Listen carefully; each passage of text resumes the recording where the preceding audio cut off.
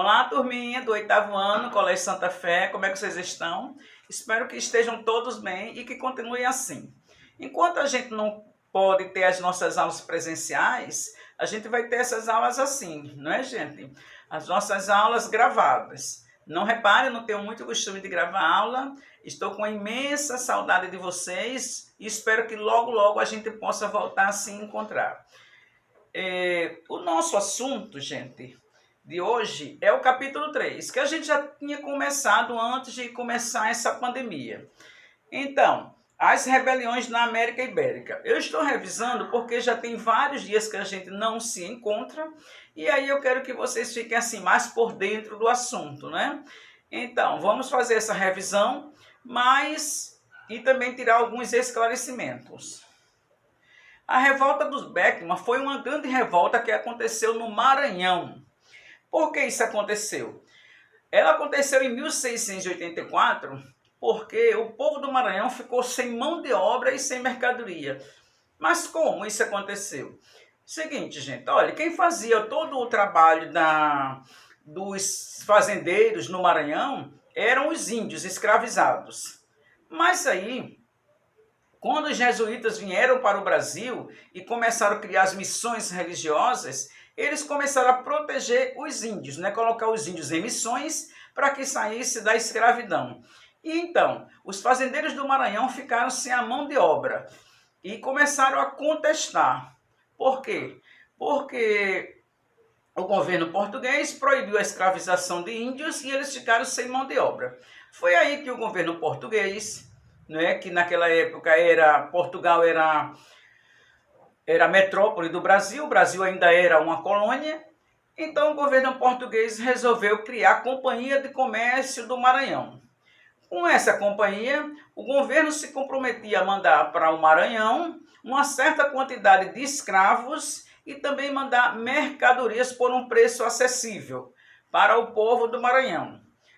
E, em troca, o povo não iria mais escravizar os índios, porque a Igreja Católica deixava escravizar os africanos, mas os índios não. Eles achavam que só quem deveria ser escravizado eram os africanos. Então, ficou assim, da Companhia do Comércio do Maranhão mandar, né, uma quantidade de escravos para o povo do Maranhão, vamos dizer, periodicamente. O fato é que, no início, tudo bem, mas depois o governo português não cumpriu o que foi acertado nesse acordo. Resultado, as pessoas ficaram sem mão de obra, as mercadorias que chegavam eram de péssima qualidade, às vezes com um vencimento bem já acentuado, e o preço muito alto. Então, estava difícil, a situação estava insustentável. Foi aí que apareceram dois irmãos fazendeiros, Thomas e Manuel Beckman, resolveram fazer uma revolta. A luta iniciou contra os jesuítas, que eram contra a escravização de indígenas. Invadiram os depósitos da Companhia do Comércio, exigindo mudanças. Eles não aguentavam mais aquela situação. Mas, naquela época, o governo português era absolutista. E o governo absolutista, os reis ou rainhas não gostam de ser contestados. Então, o resultado foi a prisão e condenação dos líderes da revolta, nomeação do general Gomes Freire de Andrade a governador do Maranhão, restabelecendo a ordem, né, era um português, extinção da Companhia do Comércio do Maranhão, retorno dos jesuítas às suas missões, eles continuaram com as missões, e o Maranhão continuou sendo dominado pelos portugueses. A condição colonial não foi questionada. Então, tudo voltou a ser como era antes, né? A revolta não deu muito resultado porque o governo absolutista de Portugal não admitia que fosse contestado por um colono. Outro movimento dessa época foi a Guerra dos Emboabas. O que foi a Guerra dos Emboabas? Ela aconteceu na região das Minas, na época do ouro, né? O ouro. Quando os bandeirantes começaram a desobedecer o Tratado de Tordesilhas, incentivado pelo governo português, eles começaram a adentrar as regiões que antes não pertenciam ao Brasil. Vocês estudaram comigo o Tratado de Tordesilhas, que dividia as terras entre Portugal e Espanha. E o Brasil ficou com um pedaço bem menor do que é hoje. Mas os bandeirantes não respeitaram a linha, né? Começaram a entrar pelos sertões do território em busca de metais e pedras preciosas, né? Já, vamos dizer assim, incentivado pelo governo português. Quando eles descobriram o ouro, na região das Minas, lá onde hoje é Minas Gerais, no Mato Grosso e até em Goiás, bom, foi uma febre do ouro. Todo mundo que sabia dessa descoberta do ouro começou a fazer corrida, né? Vendia tudo que tinha e corria para a região das Minas. Lá, eles começaram a garimpar o ouro. Só que vinha gente de todos os lugares. Vinha gente de todas as regiões do Brasil, inclusive também de Portugal. Mas os bandeirantes achavam que só eles poderiam garimpar o ouro, porque foram eles que encontraram. Até eles podiam deixar algum brasileiro de outra região, que não fosse de lá de São Paulo. Mas os portugueses, eles achavam que não, que os portugueses não tinham esse direito. A Guerra dos Emboabas, gente, não foi bem uma guerra, foi mais conflito isolado entre garimpeiros. Né? Podia ser bandeirantes e portugueses, entre um garimpeiro e outro, né? Lá nas Minas, tudo pela posse do ouro. A cobiça era grande e as lutas foram muitas, né? As pessoas resolviam as coisas tudo na base da violência por causa do ouro. Nessa época, teve pessoas que enricaram, fizeram fortunas sem, vamos dizer assim, garimpar uma pepita de ouro. Por quê? Porque eles... As pessoas quando iam para a região das Minas não se preparavam. Às vezes vendia tudo que tinha, pegava o dinheiro, montava num cavalo, num burro, num jumento, numa carroça e ia para a região das Minas. E não se esqueceram que lá era uma floresta fechada. Então não tinha onde comprar alimentos, onde comprar remédios, cobertores, essas coisas. E muita gente, sabendo disso, foi vender lá, né, as suas mercadorias. E às vezes trocavam um prato de comida por uma pepita de ouro. Ah, é caro? Era caro, mas se não comprasse, morreria de fome. Então, eles acabavam trocando um prato de comida, um lençol, um talher, um remédio, por uma pepita de ouro. Então, teve pessoas que fizeram fortunas só fazendo comércio na região das Minas.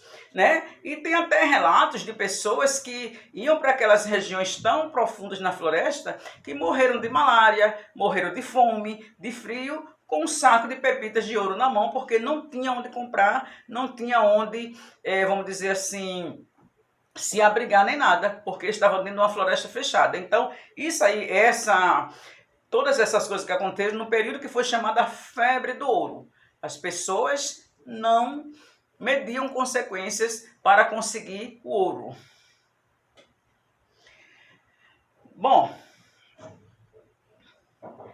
a Guerra dos Emboabas acabou com a intervenção portuguesa, né? Os portugueses que, naquela época, como eu já disse, o Brasil ainda era colônia de Portugal, eles foram até a região das Minas, criaram as intendências e aí passaram a fiscalizar o ouro e cobrar os impostos. Então, essa Guerra dos Emboabas teve também um desfecho ao lado do governo português, que saiu ganhando com a história, cobrando impostos, que era o quinto, que era 20% de tudo que era encontrado na região das Minas. Outra confusão naquela época, vamos dizer assim, outra guerra, outro conflito, foi a Guerra dos Mascates. A Guerra dos Mascates ocorreu em Pernambuco.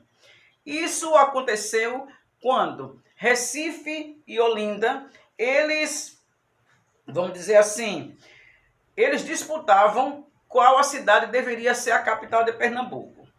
O povo de Olinda eram os grandes fazendeiros brasileiros, né? Eles plantavam principalmente cana-de-açúcar. Já o povo do Recife, a maioria deles eram portugueses comerciantes. Por isso que os olindenses chamavam o povo de Recife de mascate. Mascate era aqueles pequenos comerciantes que iam com cavalo de lugares em lugares, antigamente, quando o comércio ainda não era bem acentuado, vendendo suas mercadorias. Mas os portugueses não eram mascates não, gente. Eles eram grandes comerciantes mesmo. O fato é que, por causa da crise do açúcar, o açúcar não estava mais dando tanto dinheiro assim, então eles começaram a pedir dinheiro emprestado ao povo de Recife, aos grandes comerciantes. E os grandes comerciantes passaram a chamar o povo de Olinda de pés rapados, quer dizer, lisos, duros, não tinham dinheiro. E quando foi a disputa para ser a principal cidade, né, para ser levada à vila, que futuramente ia ser a capital de Pernambuco, então o povo do Recife achava que deviam ser eles, né, porque eles estavam com o dinheiro na mão. Já os olindenses achavam que era a cidade de Olinda, porque lá quase toda a população era brasileira. E eles eram grandes fazendeiros, tinham prestígio. E por causa disso houve a guerra. Os grandes líderes desse movimento foi Bernardo Vieira de Melo, que era olindense, e João Mota, que era recifense. Consequência, o Recife é atacado, a dívida dos senhores de engenho é perdoada e Recife torna-se hegemônica, ou seja, Recife então passou a ser a vila que depois passou a ser a capital de Pernambuco. Como consequência, veio a decadência da aristocracia rural, ou seja, os grandes fazendeiros perderam o prestígio, os comerciantes de Recife tinham maior poder econômico, então passaram a mandar na economia do lugar. A aristocracia ainda detinha o poder político, ou seja, a Câmara Municipal ainda passou a ser em Olinda, controlava o Porto do Recife e a mineração agravou a crise da aristocracia. Então, quando surgiu o ouro, então tiraram os olhos da plantação de cana e foram, então, atrás da riqueza do ouro. A revolta de Filipe dos Santos. Essa revolta aconteceu também em Vila Rica, Minas Gerais. Isso aconteceu depois que os portugueses tomaram partido sobre o ouro. Como tinha muita gente que não estava pagando os impostos e também o ouro estava acabando, né, porque o ouro não é um bem renovável na natureza, então Portugal estava, vamos dizer assim, incitando a cobrança cada vez mais alta de impostos. E para isso criou as casas de fundição. As casas de fundição eram órgãos criados dentro da região das minas, onde todo o ouro para sair dali tinha que passar nas casas de fundição, onde funcionários derretiam ouro, né, fundiam o ouro era derretido, transformado em barras, e lá mesmo o governo português cobrava o quinto, que era 20% de tudo que era encontrado. Filipe dos Santos, que era um grande garimpeiro, não gostou disso e então criou uma revolta. Mais uma vez, a revolta foi sufocada pelo governo português, que mandou tropas para lá. Então, Filipe dos Santos, ele foi preso e foi enforcado. Os revoltosos queriam o fim das casas de fundição, a redução de vários impostos e tributos, o fim do monopólio de produtos como fumo, sal, aguardente e gado, e pegaram as armas e ocuparam algumas pontes de Vila Rica. Após chamar os revoltosos para negociar, o governo mandou prender e Filipe dos Santos é que foi enforcado.